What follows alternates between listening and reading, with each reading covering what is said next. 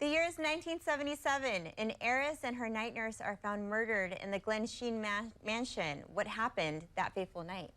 The Congdon family tragedy splashed across the headlines of every newspaper in Minnesota, but a musical in the Twin Cities hopes to tackle the tale with music and wicked dialogue.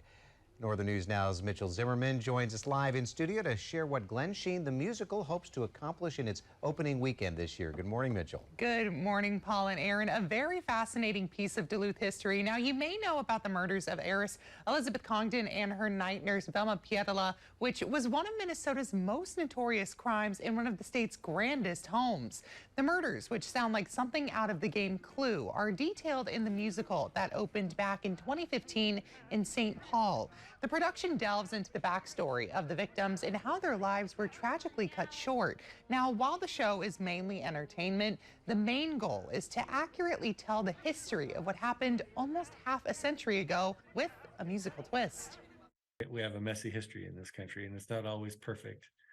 But we did want to make sure that we try to respect the lives of the two women whose lives were taken that night. And at the time of the murders, Elizabeth Congdon was the richest woman in Minnesota. And ultimately, Congdon's son-in-law, Roger Caldwell, confessed to the murders and was found guilty. Her adopted daughter, Marjorie Caldwell, was charged with conspiracy in the case, but was later acquitted. And she actually is still alive and lives in Arizona. Yeah, this thing has toured before, but now is back home. What about tickets? Yeah, that's right. So if you want to get a ticket, you can go onto the theater's website. The show runs July 8th through the 23rd at the History Theater in St. Paul. And for more information and how to buy tickets, we'll have that on our website, northernnewsnow.com. All right, very fascinating case and musical as well. Definitely. All right, thanks very much, Mitchell.